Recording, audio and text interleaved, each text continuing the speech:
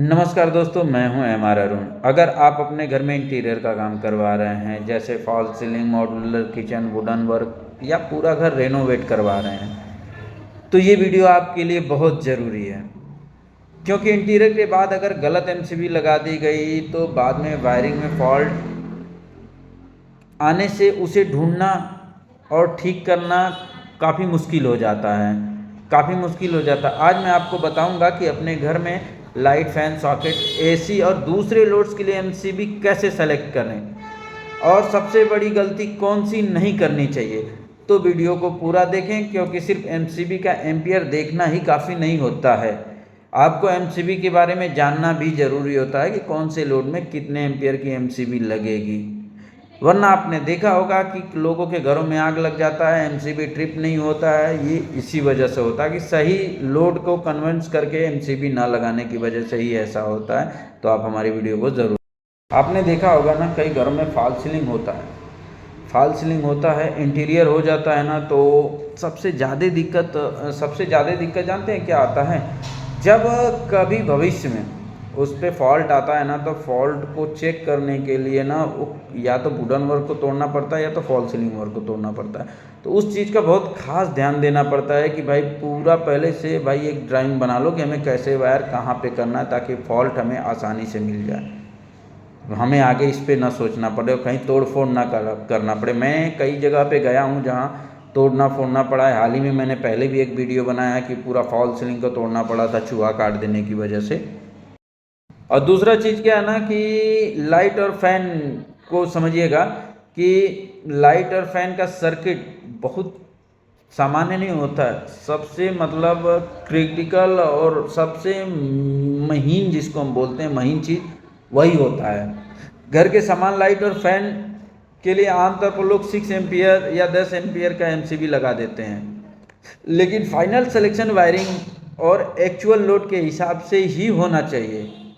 समझ गए आप? मान के चलिए 6 एम्पियर का लगाए, 6 एम्पियर का कितना हो जाएगा? 6000 वाट हो जाएगा। 6000 वाट का आप लगाएंगे तब जाके आपको 6 एम्पियर का लगाना होगा। तो 6 एम्पियर का भी ज़्यादा होगा अगर आपके घर में मान के चलिए 1000-2000 का वाट का अगर लोड है पंखा और उसका। तो भाई इसमें ना इंटीरियर में ना सबसे ज़्यादा यही गलती देखने को मिलती है।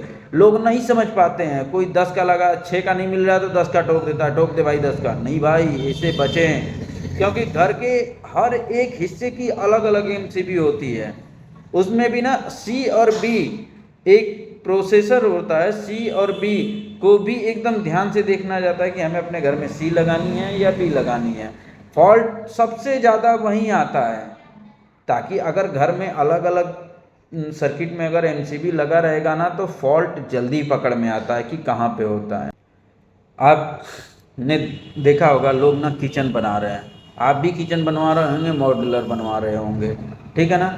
तो अधिकतर जो सबसे ज़्यादा लोड के और महंगे अप्लाइंस होते हैं वो किचन में ही होते हैं, ठीक है ना? तो उसमें देखते हैं 6 एम्पियर का सॉकेट लगाता है, 16 एम्पियर का सॉकेट लगा होता है।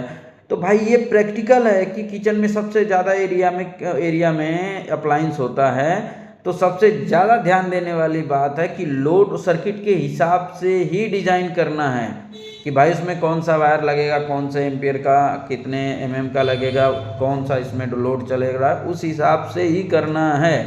ये ध्यान रखने वाले की बात है कि कौन से सॉकेट में कौन सा अप्लाइंस चलेगा, ये सबसे बेटर होता है, सबसे ज़्यादा कोई चीज़ ध्यान देने लायक। ज़्यादातर घरों में आपने देखा होगा ना कि लोड को लोग ना एक ऐसे सिस्टम में ही डाल के रख देते हैं जहाँ से कोई लेना, जैसे आप अपने रूम में गीज़र, बाथरूम में गीज़र चलाएंगे, एसी चलाएंगे, ठीक है ना?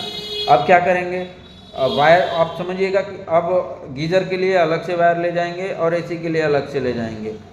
तो क्या होगा भाई, आपके घर में वायर का खर्चा बढ़ेगा, और जितना ठीक ना, वायर का खर्चा बढ़ेगा, समझ गया? अब वायर का खर्चा बढ़ेगा तो भाई गीज़र और एसी एक ही टाइम में चलता है। अगर ठंडी में गीज़र चल रहा है तो गर्मी में नहीं चलेगा, गर्मी में एसी चल रहा है, ठीक है ना, ठंडी में एसी नहीं चलेगा।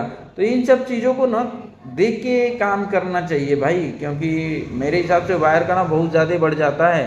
लोग ना दोनों का अलग अलग डाल देते हैं, क्योंकि ये सबसे बड़ी मैंने देखा है सबसे ज़्यादा प्रॉब्लम है, ठीक है?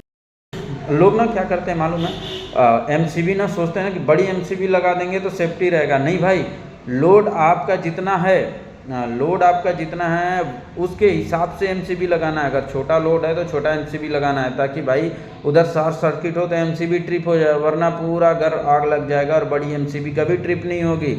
इस वजह से हमेशा वायर के लोड कैलकुलेट करके और वायर के हिसाब से एमसीबी लगाना है, बहुत ज़रूरी होता है। जरूर अगर 6 एम्पियर का एमसीबी लग रहा है मतलब 6 एम्पियर ही लगाना है, 10 नहीं लगाना है, वरना पूरा फूक जाएगा पर वो 10 ट्रिप नहीं होगा। ये बात आप एकदम सबसे ज़्यादा गलती लोग यहीं पे कर बैठते हैं। सबसे ज़्यादा लोग गलती यहीं पे कर देते हैं कि भाई एमसीबी जितनी बड़ी होगी सेफ्टी उतना ही बड़ा होगा। नहीं भाई, एमसीबी जितना छोटा होगा सेफ्टी उतना ही ज़्यादा होगा, क्योंकि वो बार बार आपको बचाएगा। ठीक है ना। तो बता देता हूँ, ये मेरा मतलब वो है सेटिस्फेक्शन है कि मैं आपको बताऊँगा कि अगर आप घर में वायरिंग का काम करा रहे हैं ना, तो इलेक्ट्रीशियन से ये ना पूछिए कि कौन सी एमसीबी लगेगी। हालांकि वो तो लोग बहुत पूछते हैं, एक बता 10 एम्पियर, एक 16 एम्पियर, एक 26-25 एम्पियर, एक अरे नहीं भाई, ऐसा कुछ नहीं। आप उनसे ना पूछिए भाई, एक पेपर में लिख के दीजिए कौन से वायर के हिसाब से कितना लोड और कौन से एमसीबी लगेगी और कितने उसका लगेगी। अगर वो आपका परफेक्ट है ना, तो वो भाई बता दे रहा हूँ, एक अच्छा इलेक्ट्रीशियन आपको ये बताएगा कि भाई वो आगे की सोच के चल रहा है और बराबर तरीके का आपको बताएगा, ताकि आने वाले समय में वो पूरा यूज़फुल रहे, उसको कोई परेशानी ना हो। अगर कुछ भी प्रॉब्लम हो तो तुरंत जाके वो सही कर दे। भाई ये सबसे बेस्ट होता है। तो ये वीडियो यहीं तक समाप्त करते हैं। हमने बताया, अगर हमारी जानकारी आपको अगर अच्छा लगे तो इस वीडियो को अपने और भी दोस्तों के पास शेयर करें, उनको बताएं कि इस वीडियो को देखें। और हमारी वीडियो को भाई एक छोटा सा मेहनत इतना करता हूँ तो लाइक करें, कमेंट में भी बताएं कि वीडियो कैसा लगा कैसा नहीं, और सब्सक्राइब भी ज़रूर करो। और वीडियो को ना पूरा देखें बिना स्किप किए, तो ही फायदे में रहेंगे सर। तो आज के लिए विदा लेते हैं। जय श्री राम।